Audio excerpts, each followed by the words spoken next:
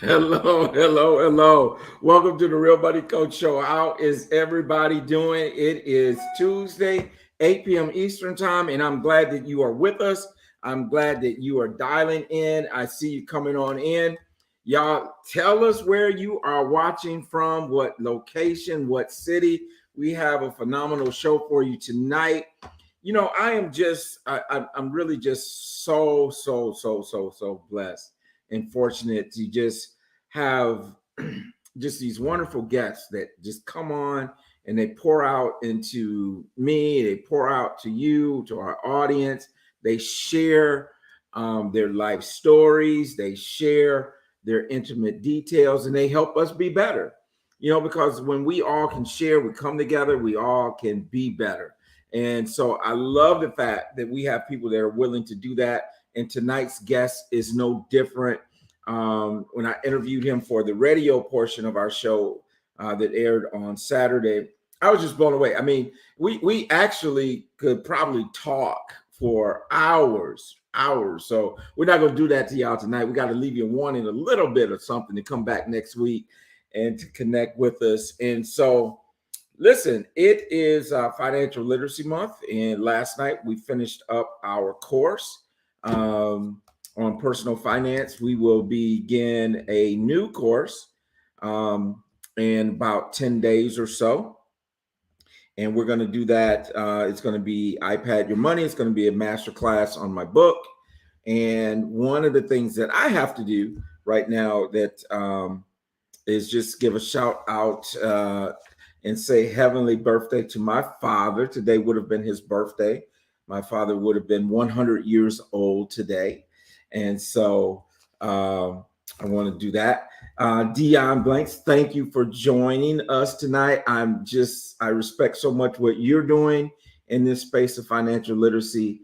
Thank you for tuning in, continuing doing the wonderful work that you're doing. Listen, let me do this. Let me bring on my co-host for tonight and every night, Miss Michelle Mitchell. Hey, Tony. Hey, Michelle, how you doing? I'm good. How are you? I'm doing well. And you were just talking in the green room about your lovely plant in the back. I mean, it's absolutely, and I got to give me a plant. They say I got to have something green and growing, right? That's right. So, yeah. Sign of what? What's that? It's a sign of what? Green? Oh, money, you know that, Right. and growth. I mean, And you got grow? something green that grows. I can play with that. I can rock with that. So, what's going on in Kalamazoo, Michigan now today? Today, I kind of been a little busy, so Been a I little don't busy. know. I wanted to get out for a walk today, and I got so immersed in what I was doing, I didn't make it. So, I know. I actually got out and about today. Just running a couple errands with Lisa for Lisa, and so it's been a great day. Constance Scott, thank you for watching from Concord, Michigan. And Constance Scott, Michelle, if you don't know, you know we have a couple regular ladies that are on every week, uh-huh. being Miss Bonita, Yes. Dr. Bonita, Dr. Bonita. and Ruth Bell.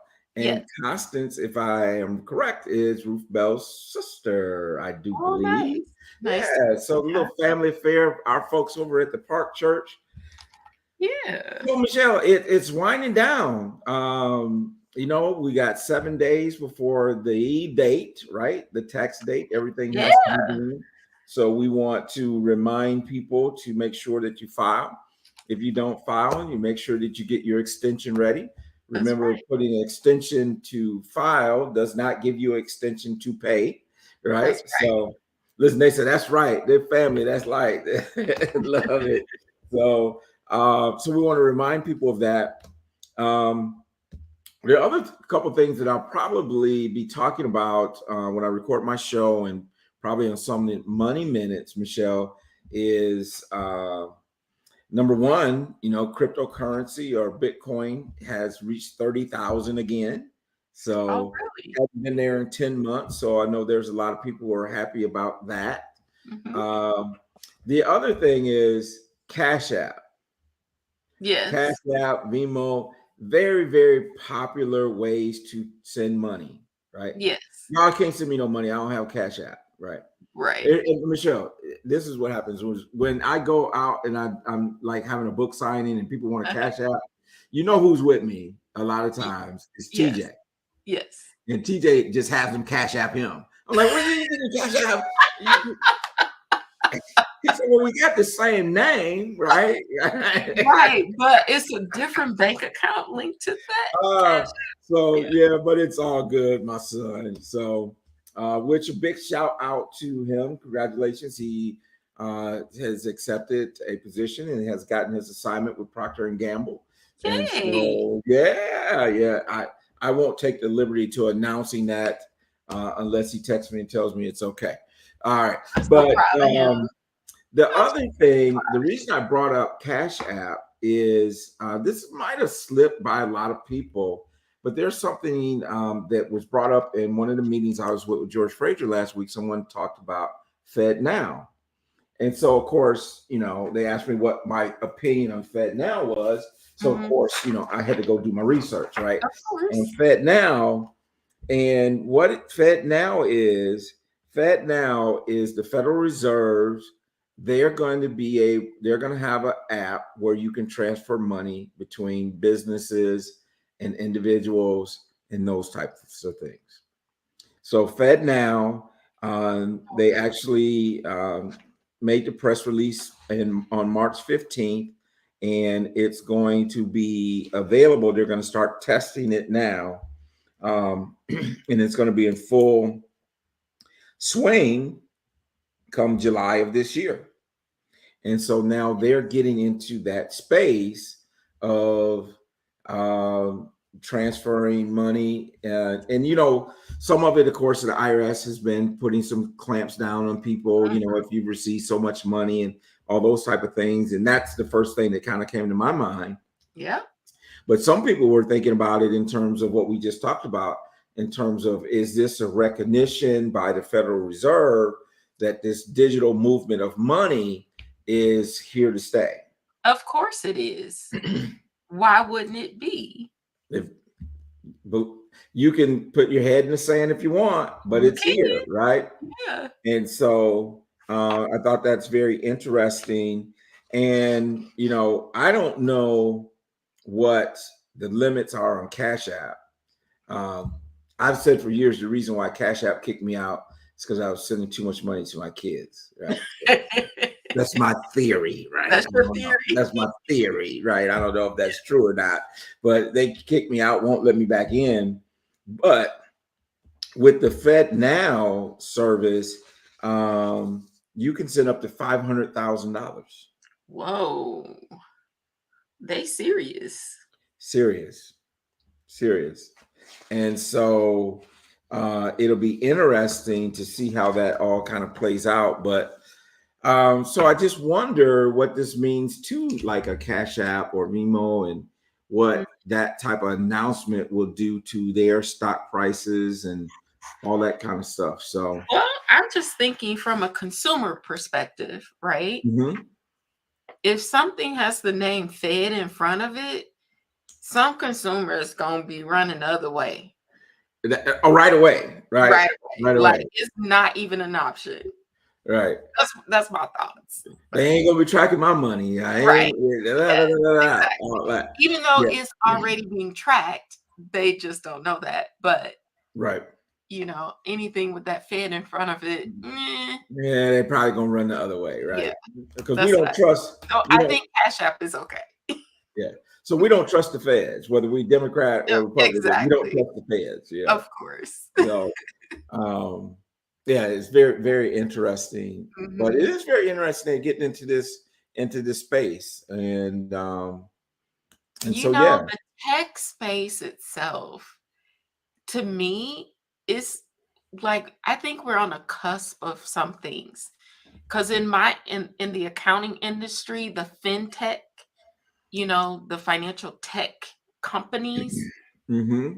they are wholeheartedly embracing Chat GPT, and they are integrating the concept of Chat GPT within their platforms. So tell me that part, the GPT. I'm not. What does that stand for? Chat GPT is an open AI, and you Okay. can ask Chat GPT questions, and it'll give you an answer. So it has read the internet, and everything that's ever been posted on the internet is read.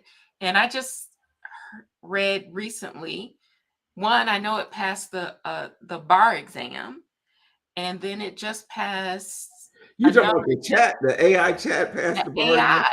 Yes. Really? So if you are not part of the technology movement, you will get left behind. For sure. You For will get sure. left behind. And it's moving at lightning speed. Lightning. And I'm in the accounting industry. You wouldn't think that they're Well, techie, when you think but they are about very techie. CPAs, accountants, Yeah. you're talking really about one of the most conservative Yes. professions there is, right? Mm-hmm. Hello, Alice Martin. Hello, Kimberly. Thank you guys for Hello. joining. I love when people put their name in the chat because Yeah. we can at least acknowledge them, right? Yeah. And so many people watch that don't do that. We appreciate y'all too.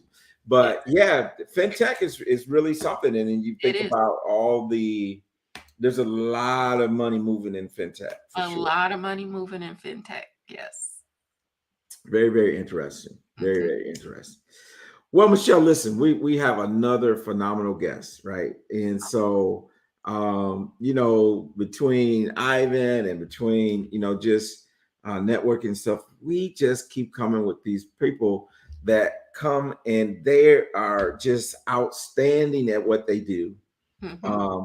I don't know if there's anyone that benefits from this show more than you and I. Right. I know, right? I mean, I gotta keep doing the show because I keep Yeah. learning more and more Yes. by having phenomenal guests. And Ted Santos is with us tonight, and he's no different. Ted is an executive coach, entrepreneur. He's in New York City, and I love the title that we have because he said that he's in the business of creating miracles, right? Creating miracles, and when you think about that, just creating a miracle is pretty awesome stuff. Mm-hmm. So he works with CEOs, major companies, all that type of stuff, to penetrate untapped markets. And you know what I'm really looking forward to, and I'm not going to keep talking because thank you, Brad, for being here as well. Is he talks about being disruptive.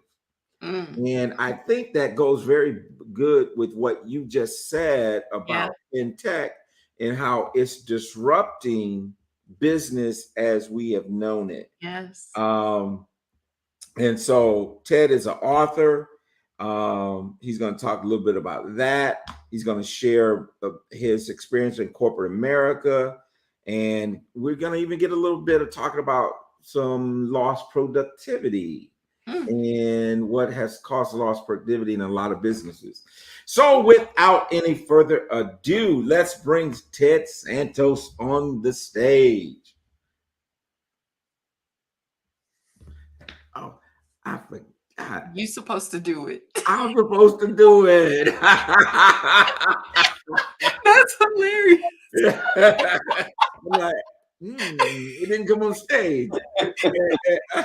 I forgot that Dante was at. You got to do it. Ted, how you doing, my brother? It's one of those. You go first. No, you go first. No, you go first. No, you go first. Man, let me tell you something. Thank you for being here. Thank you for just being with us in our audience tonight, man. I'm excited about some of the things that we're going to talk about tonight. And man, so before we kind of get into that, share with our audience who you are and a little bit about what you do, and then let's start unpacking. Okay. All right. So first, thanks for having me. It's a pleasure to be here. You guys are super at interviewing people, and I love the way the dynamics, the way you play off one another, and I definitely love that plant in the background. So Thank you. green thumb, and you're talking about money, like Michelle said. What else is green, right? So, so you've kind of said it, but I'll say it succinctly, if someone asks me what I do, I'm in the business of producing miracles. And CEOs hire me when they are looking to create a breakthrough, except they're not sure how to do it with existing resources. So I work with them to create disruptive strategies. And that strategy, the output could be disruptive technology, or it could be penetrating some untapped market. And then I work with them to transform corporate culture to ensure the culture of the organization is able to profitably execute this breakthrough initiative. And most people may not know, most breakthrough initiatives in corporate America die. They fail. They don't make it. Mm. So so we'll get into a little bit about, mindset and why so many breakthrough initiatives fail. A lot of people don't know, back in 1983, Steve Jobs presented something called the Newton, and the Newton turned out to be much like something we have today, the iPad, but it failed in 1983. So, we'll talk about Steve Jobs is a great case study for disruption and breakthrough initiatives. And the fact that it failed the first time, what makes that happen? So, so in addition, there's some background, I've run organizations, mid-sized companies. I've run them as a chief operating officer, and I've run companies that were growing so fast they were already starting to fall apart. And I've run companies that were failing, 3 years of declining revenues, and they were in an industry that was growing like this. So you have to put in hard work to have declining revenues every year in an industry where everyone else is growing. So that was a turnaround situation. So my background's operations, leadership, sales. So and I have a lot of training specifically in transforming corporate culture, and I'll stop there. Well, is intriguing to me right there. The transformation of corporate culture, because in this era that we are in, I call it post-COVID. Right. What has corporate culture become as a result of that? Because I mean, we're convinced, right? We're never going to go back to the way it was. Right. It's going to be some type of hybrid of it. So how did that really disrupt the traditional corporate culture? Well, the obvious is, in the beginning, people dreaded going home to work when COVID started. It's like, oh God, I don't want to go home. Then when they sent them home and said, come back, and they were like, oh no, I don't want to come back. I want to work. But now what's happening is, so the corporations said, okay, so let's meet you halfway. You need to come into the office a few days, and then you can stay home a few days.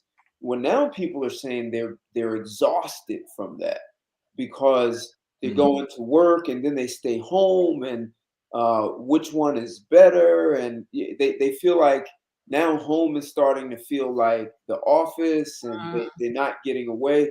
So people are actually talking about the exhaustion from the hybrid model, and they're starting to want to go back.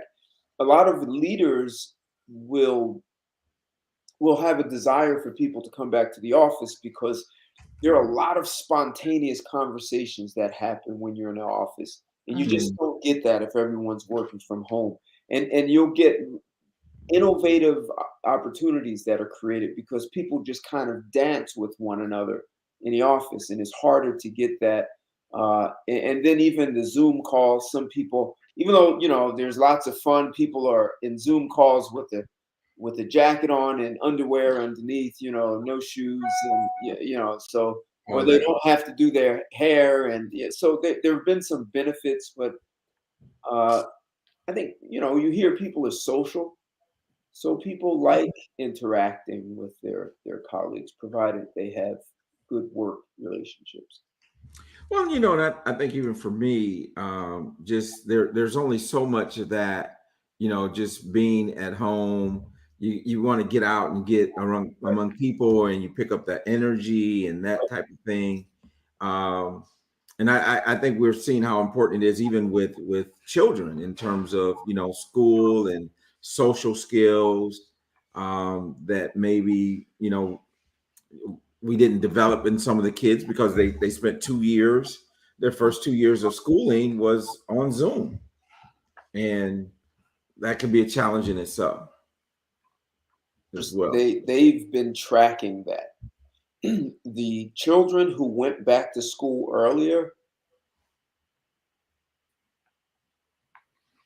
time. Uh-oh.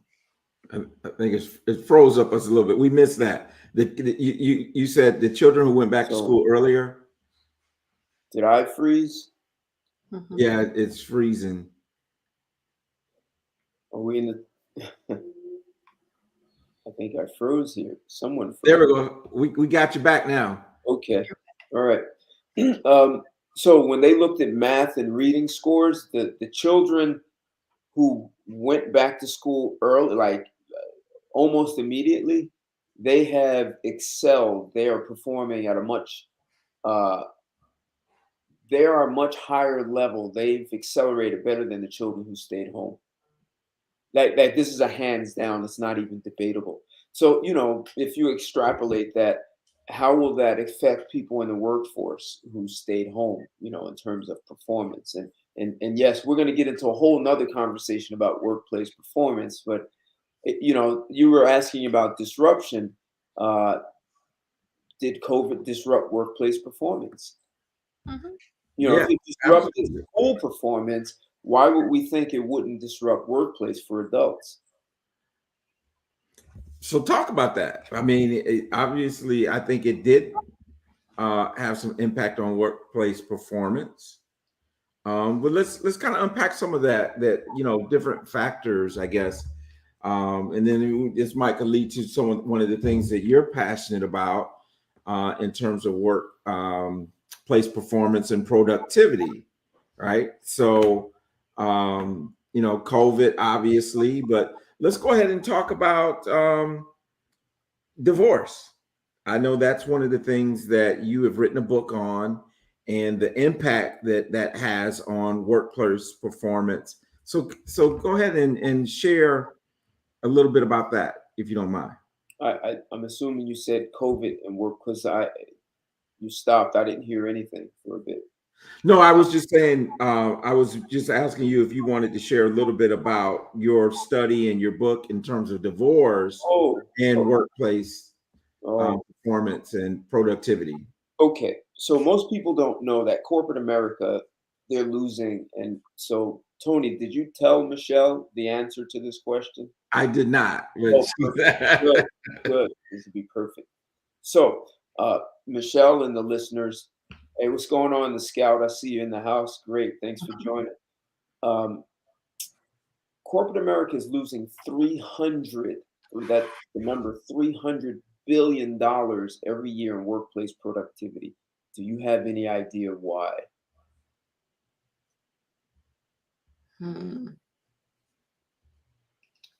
They just don't want to perform, like complacency, not knowing how their job is important to the business. I can see that. And some people have said, "Oh, it's the internet, Facebook, and they're playing around on YouTube." And I've heard all those things, but I can sum it up in one word: divorce. So when someone's going through a divorce, another study found that their workplace performance drops by 50 to 75%. So imagine, especially in a large company, a percentage of your employee population, they're headed for a divorce. So the couple, they're already starting. There's another percentage in the middle of it, and then there's another percentage that just came out of it. That's a lot of people distracted and a reduction in workplace performance. And then, there are court dates. And so people are just really out of it. I know one person who literally took off 1 year after his divorce because he knew he wouldn't be productive. Not everyone can afford to do that. So you're paying someone who really needs to go off for a year and recalibrate themselves and think about life. But since they can't, they go to work. You're paying them to kind of sit there and not be so happy about what's happening. Um, and we live like this is just business as usual, and there's nothing we can do about it. Hmm. Well, I think it's kind of interesting as we're talking about that because, and I don't know what the statistics are on divorce rate, but I know that it's pretty high. 53%. And I think that Michelle and I we don't we it's hard for us to relate to that because she's been married to her husband Tony for 30 years. I've been married to my wife Elisa for 30 years. But even when you're going through other challenges in your relationships, or even I was thinking about when there's loss, I mean, Mhm. of family members and those type of things, I think it seems like it would all be kind of interrelated. Yeah. Additions of new children. Like, so we're all in a state of change in our family dynamics. So, I never thought about it, the impact on the workplace, Well, but that's it that's is. that's 300 billion to the corporate America. Mhm. Another 30 billion that the taxpayer is hit because uh, divorce ends up. Some of the children end up in crime, so we're paying for incarcerated individuals, Mm. social programs, and there are all kinds of other things that will cost us $30 billion. Mm. So no one is getting out of this for free. It's affecting everyone, and we just pretend like it's okay and there's nothing we can do about it. So if you ask me, there is something we can do about it. So when I speak of disruption, it just going to kind of take a step back. If you are an entrepreneur, if you are the CEO of a company, a president, and you are not intentionally creating problems for you, just period. If you're not intentionally creating problems in your organization, you should be fired or retrained. Hmm. So Ted, unpack that, because to Yes. me that is such a bold statement. I love it.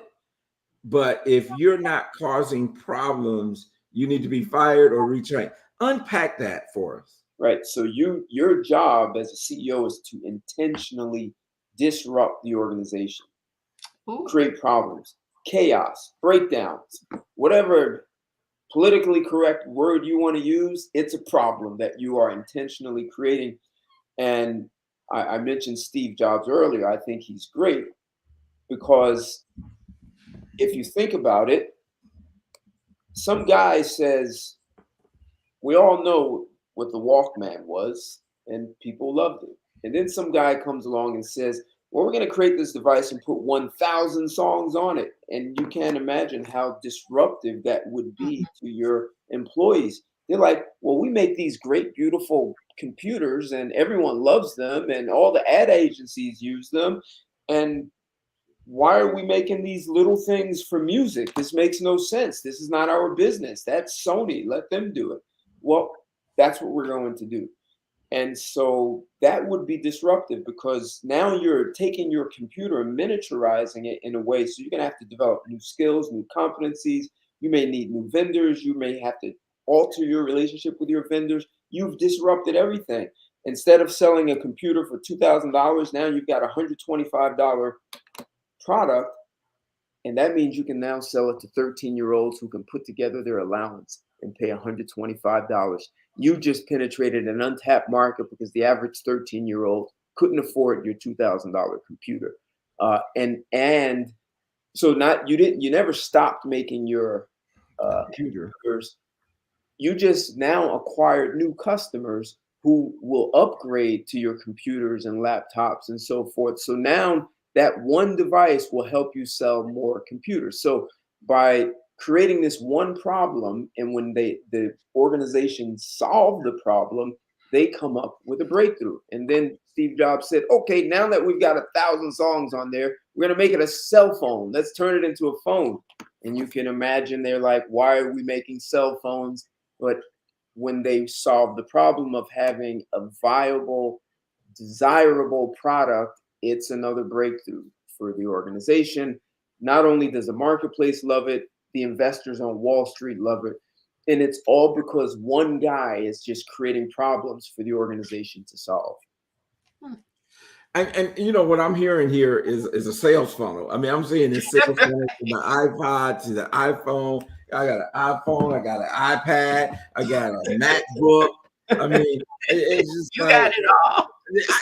you know, I mean, I'm hook, line, and sinker, right? So, but you know, and I think that's so amazing because the concept of being a disruptor, and that coming from the top down, you know, and you know, I've had talked to, you know, like Michael Roberts, and he has this thing about, he thinks what we should do with some of these at some churches and stuff in our neighborhoods is just put a lab there and just bring these kids in and just let them break code and do all these things to kind of disrupt the gaming or the internet. And that's where you'll have the best creativity coming out of that, is through I'm just laughing at the chat. It's like,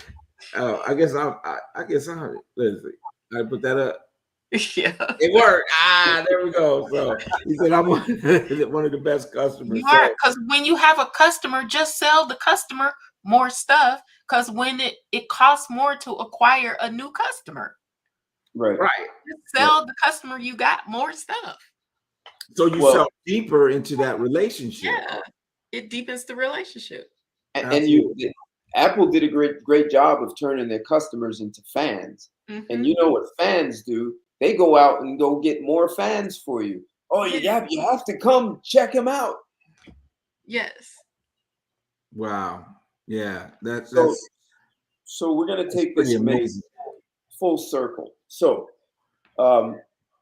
if your CEO is now trained to intentionally create problems, this is you just think of the mindset. You're not walking around with a white glove and saying the desk is dirty. That's not creating a problem. That's unproductive. When you're creating problems that are big enough, and just think about John F. Kennedy saying we're going to send a man to the moon before the end of the decade. How many people rallied around that problem that John F. Kennedy created? You know, I've met people who literally changed their major because they wanted to help send the man to the moon. So now you need to be able to navigate people through problems that's why in 1983, when Steve Jobs and he was perhaps not as savvy as navigating the entire organization through that. So when Jobs actually came back, instead of him trying to get the whole company to create an iPod, he took 100 people from different parts of the organization, and then he was able to he was more nimble with 100 people as opposed to 30,000 or whatever the number was.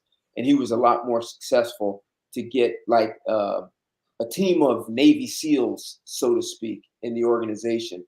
Highly trained people who had the mindset, who could navigate and deal with the disruption that he created, as opposed to saying it doesn't make sense. So he handpicked a few of the right people.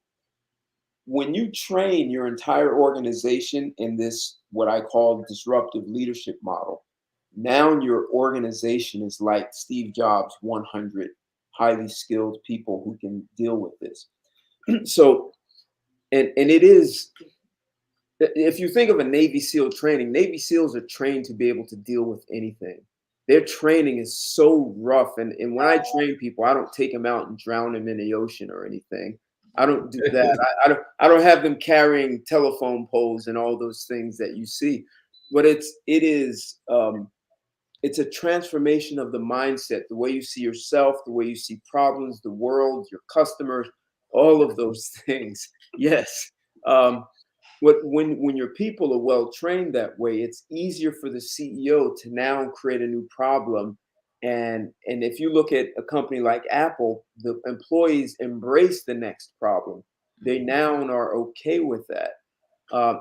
But see, something else happens that's if you think about it, if you train people to be truly effective in solving problems, they become better communicators. They become more effective at resolving conflict. Um, they're clear about their intentions. They become highly committed, right? They become better listeners because they're listening for things that they haven't dealt with. So, and their mind is more able to see possibilities beyond what's in front of them. Now imagine if you can take all of that and bring it home to your significant other, and you're better at resolving conflict. You're a better listener. You're highly committed. Now you can see how developing those skills in a corporation, taking them home, can positively impact marriages and relationships as a general rule, and people will have better marriages. Uh, so a better home life, and they'll have a better home life and bring that home, and have a better work life and It bring just that home. feeds on itself. It feeds on itself. And so what, we hear about corporate social responsibility more in the context of um, global warming, the climate change. But if you could now have corporations look at corporate, social responsibility in the sense of impacting the divorce rate, being able to move the needle, they can now mitigate that $300 billion they're losing because of workplace performance, because the divorce rate drops significantly. Wow. And as you were talking about it, of course, we're in this financial realm, and I was thinking about as you're talking about, corporations and talk about global warming and that type of thing. I think another area, and this also leads to the discussion about divorce, because they said, I don't know what the percentage is. 50% of divorce have something to do with finances. Yes. If we can bring financial literacy into the workplace, and then they can take that, not only become more productive on the job, but also they take those skills home. Right. Absolutely. And so now, because I think one of the hard things, because what happens normally with a company that's doing their benefits at benefit time, you have these benefit people come in, they give a 15-minute meeting, and then you make a decision. And typically what happens is that you go home and tell your spouse this is the benefit that I signed up for. There's really not that communication that happens to say, this is what I'm going to do. This is how we're going to do it. And even that little thing right there, I think we could do better in terms of corporations and that type of thing. Well, it's so that financial literacy is important, because if you think about it, when the average person wins a large lottery, their life is worse. They're worse off. And it's really because of financial literacy. So throwing money at people does not solve the problem. And especially if you come from generations of people who have not been good at managing money, what's going to be different about you? So yes, if you could give people that kind of education, and it really is a mindset, because if you're making $50,000 a year with two-parent household and two children, and in the Midwest, not in New York, but if you were in the Midwest, you could live off of that. And then you win a $10 million lottery, you're in trouble, because you're going to burn through that money like you've never seen money. 2 years. 2 Yeah. years. The Yep. average is 2 years. You'll be in debt. Yeah. Yeah. Well, and that's the same thing that we often talk about, and I've mentioned many times, even on our show here, is that even as we promote people getting life insurance, creating generational wealth, there has to be an exchange of generational knowledge as well. Otherwise, it'll be just like the lottery winner, right? Right. Is that we win it and we don't know how to properly manage it, Right. how to properly invest, do some of the things like that. And next thing you know, we got this money and we got some depreciating things, but no assets. Correct. Right. Right. And that is the knowledge is extremely important, but there also has to be a mindset, because if you have a scarcity mindset and you're spending money like it's never going, like you only live once, and I'm just going to enjoy myself, and that's what money is for, is for spending. All of those things, how people justify bad behavior with money, and when they're worse off and that they're now in debt, it's too late. They're like, oh, I wish I knew this. I wish I knew back then what I knew now. But That's always, yeah. And I think about, Michelle, I know one of the things you like is the different money scripts, where people they avoid money, Yeah. some people hoard the money. Yeah. Some people, they think the money is the answer to all things, right? And so Yeah. we have these different relationships with money that sometimes causes us to, make decisions that are just not good and they're not balanced. We don't have that balance in our life. And I think it's important to have balance. And speaking of the word balance, how do you feel? How does this new era of workplace balance affect productivity and the whole divorce scenario? that's a complicated conversation. I know I loaded you up on that one. No, I'll tell you why. So if you look at a top performing attorneys in large law firms, you will see people who will willingly put in those 80 hours, uh, and they're getting a huge bonus, and they love what they do. So there are people like that who just love what they do. They're like the professional athlete that just trains so they can break records and do things that have never been done. You can't condemn those people for that.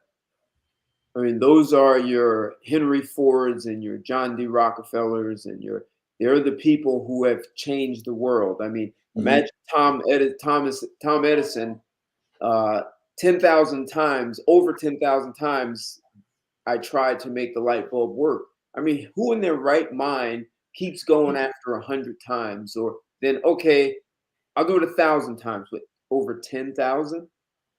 And who counts them? Right. Like, when did you decide to start counting this? Right? I got it. So, and even Albert Einstein, his wife said that there were times where if she didn't cook food for him, he just wouldn't have eaten. She knew, like, he was on something, and he'd go in his room and close the door, and he's just working. He's writing thoughts. He's using his mind. So there are people who are so highly committed that attempting to tell them that they have to have this balance is almost like making them wrong for having that kind of fire in them. And there are people like that with that kind of fire. That is, they get fulfillment from life in that way. And maybe biologically they're what people would say wired. They have the biology to like go after it and do it. Think of Usain Bolt. What kind of training? If you read about some of his training, at somewhere in his workout in the middle, he was vomiting because he trained that hard. How many people want to run that hard that they're vomiting? The same with Arnold Schwarzenegger when he was, Mr. Olympia. He talked about times he trained so hard. So there are people who train like that, who really want. They're highly committed. They want. Part of their fulfillment in life is that kind of performance, and they're married and they have children and they love their spouse. They love their children, and they love what they do. So it becomes a matter of prioritizing, and sometimes it's I just have to get to this point and I'm going to accomplish. I mean, some people like Nikola Tesla decided to not have relationships or marry so that he could focus 100% on what he did. So do you call him imbalanced for that? No, I mean, and I think it's different for everyone too, Right. in terms of what that looks like. So Ted, here's the thing. We work, Michelle works with a lot of small business owners. I work with a lot of individuals. And I'm really kind of stuck on this disruption thing, right? Okay. So for the small business owner, the entrepreneur, how can they create that same environment of disruption to advance their, their business? What if they're a solopreneur or something like? How do you do that? How do they do that? So when I do a strategy session with a CEO or his executive team, I ask a few questions, and one is, who do you want to be known as in the world, in the market? Like, who do you? So that could be a personal for you personally as an Mhm. entrepreneur, but your organization, who do you want to be known as? Um, and I'm going to use Starbucks because it's something, a brand everyone knows. Howard Schultz is the founder of Starbucks, and when you say when they started out, who did he want Starbucks to be known as? It was the third place. Do either of you know what he was looking for when he said we want to be known as the third place? Why? What was the third place? Hmm. Oh, the coffee shop, because there was Seattle coffee, Okay. the third coffee shop. Is that what he meant? Why? I'm just first checking with Oh, you. I okay.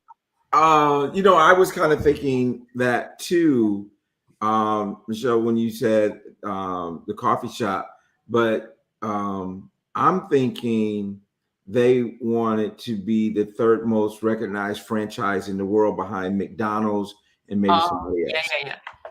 That's my guess. Maybe. so let's do it this way. Of all the places you want to physically be in the world on a day-to-day basis, what's Mm. the number one place you enjoy being? Home, Yep, your home, Home. right? So homework, coffee shop. Yeah. number two, there you go, Michelle. You got it. Home is number one, Homework. work is number two, and where's the third place you need to be? Starbucks. Starbucks. Hanging out. So Yeah, what listen, Starbucks can become work now, It can be. but no, yeah, great. but think about it. People have business meetings in Starbucks, Yeah. right? So if you're not at home, if you're not at work, then you should be at Starbucks. And Mm. we created an environment that supported this being, we accept you go home and you love home. You go to work and you love work, or you have to be, or whatever the reason, you spend a lot of time there. And after that, where's the next place you want to be? You get to choose to be in that place. Exactly. And Yeah. so they That's created good. an environment that Yeah. would draw you in to want to be there. Mhm. Mm. Wow. That's Yeah, I good. didn't know that. Yeah. So That's who good. do you want to be known as? That's a question. Mhm. Okay. I ask people, who are your customers and why do they buy from you? So that's important to understand. So for Starbucks to become the third place, they would have to know who their customers are and why they would want to come into their coffee shop. And as Michelle said, why would they choose? Like I'm choosing Starbucks instead of going home, instead of being at work, I'm choosing Mhm. Starbucks. um, and if you understand why your customers buy from you, then who are your non-customers and why aren't they buying from you? Mm. See, because every company, I would say, has an untapped market and they're not sure how to get there. Now, what supports all that, if you're a CEO,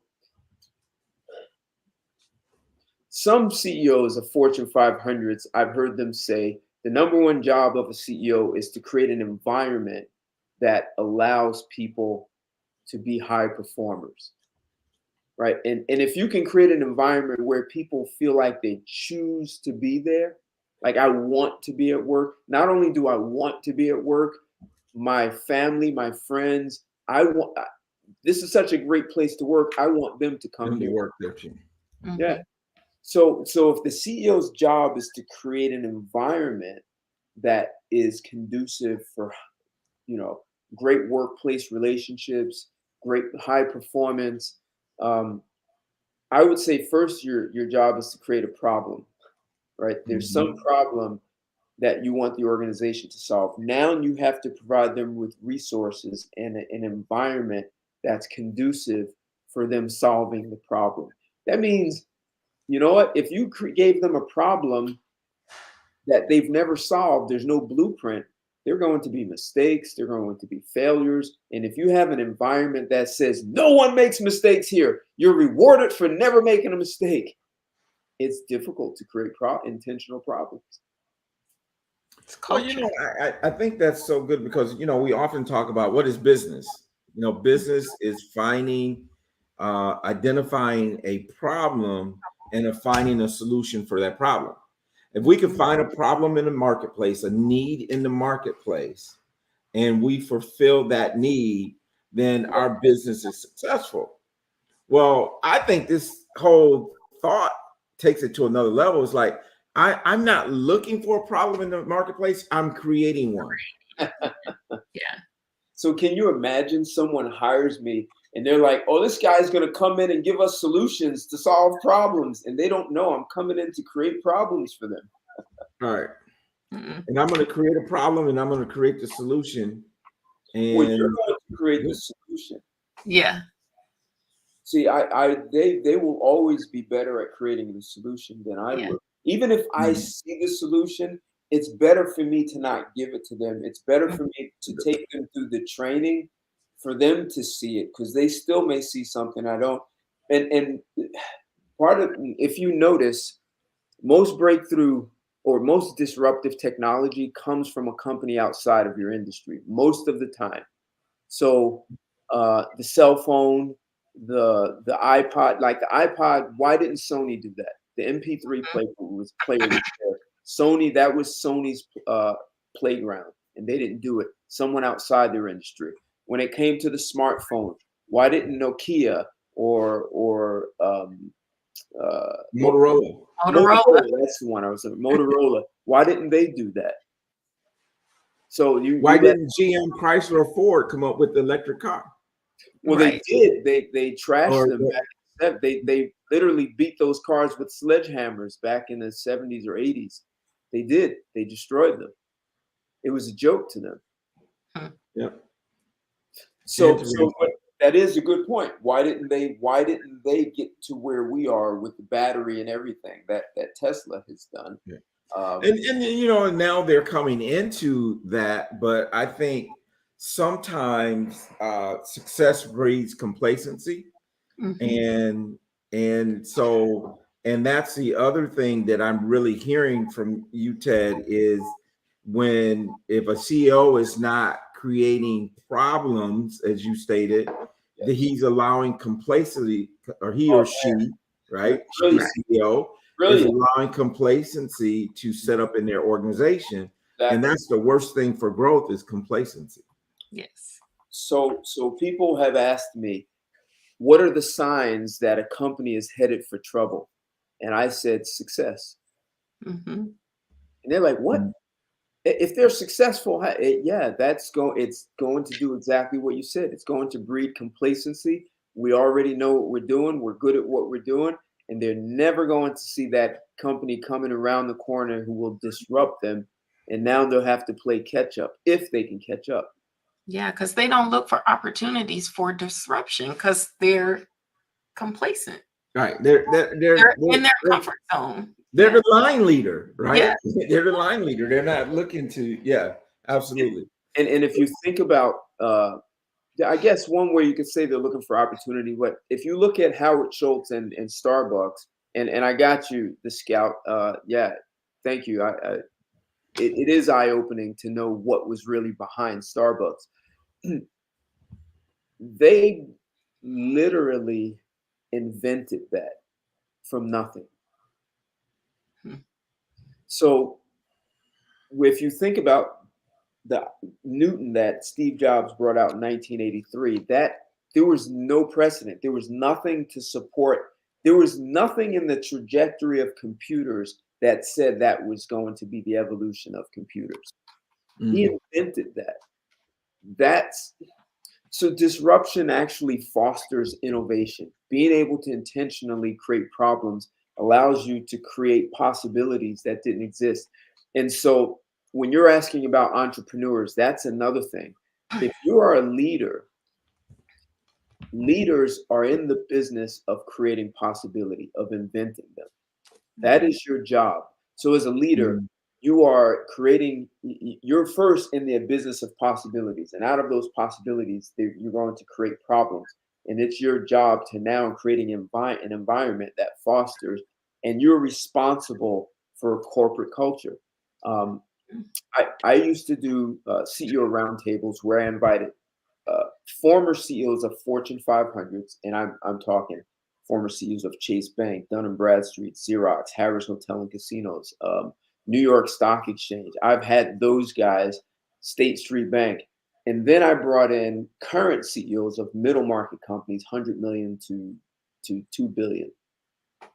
And one of the things, one of the CEOs, and this guy happened to be a current CEO at the time of this breakfast, he said he was great at turning companies around. He was great at growing them, and he was brought into a company. And he said these people need to be fixed. Man, I'm going to fire a bunch of people over there, and we're going to. These people need to be transformed, and bring in those people to transform them. And he couldn't understand why it was lagging. And, that's why people were like, oh, turning around a company is like turning around a battleship. It takes forever. He said that he learned a lesson that when he then transformed himself, the rest of the organization Mm. with him. Yeah. So he was There trying you to go. fix them. And when he saw that it wasn't fixing, if we want transformation, it has to start at the top. Yeah. That was like, he said he only had to learn that lesson once. Man, what a great way to end the show right there. I Yeah. mean, that right there is worth the cost of admission right there. Just Thank you. that transformation of yourself Right. before you can talk about transforming anyone else or organization, that type Exactly. of thing. So Ted, if someone wanted to follow you or kind of keep up with you, how would they do that? You can find me on LinkedIn, Ted Santos. I am on Facebook, YouTube. Um, uh, if you like to drop me a line and hear more, have a conversation about transformation or intentionally creating problems, my email address is T like Ted Santos, Santos at turnaroundip.com. And IP is like intellectual property. I'd love to have a conversation. As you see, I love these conversations. Well, man, it's been very enlightening. I again, man, I appreciate you taking the time out and dropping some knowledge on us. Man, I'm gonna keep close to you, man, because I love that thought of disruption and the mindset. Just being in a mindset where you're not complacent, that transformation of oneself. So, again, thank you for hanging out. Go ahead. I say one thing. So I wrote a book. The book is called Here's Why You Can't Find Love. You can find it in Amazon. You can even order it out of Barnes and Noble. I wrote the book, and everything we're talking about disruption and transforming mindset, I took that and put it into a book about intimate relationships. So the book was my way to contribute to corporate America and helping to drop the divorce rate. So the book is 5 women interviewing me, and it's kind of like a workshop. And I talk about how people sabotage, and what you were saying about the money mindset. That there is so much of that happens in relationships, and it sabotages. And then I talk about how to create great relationships. So if anyone would like to get a taste of my work, you could actually see the book in the background here.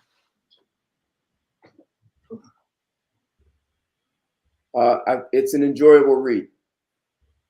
Here's why you can't find it. Okay. And I am going to That's the put chat. that. The link. Yep, you'll find it on Amazon. You can find it. Well, Here's Why You Can't Find Love is the correct title. Here's Why You Can't Find Love. Okay. Let's see here.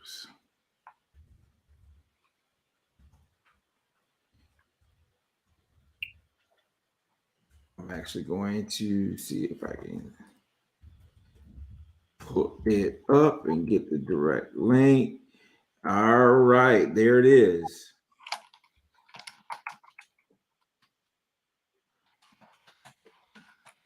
Thank you, Scout. Thank you.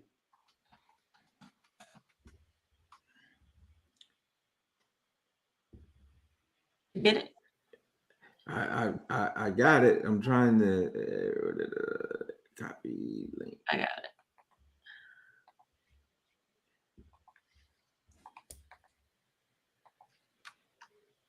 There it is.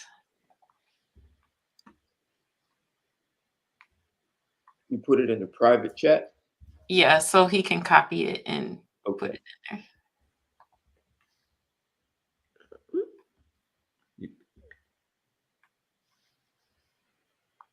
Always love to hear feedback from people when they read the book. We got it. And let's see. Put it in the comments here.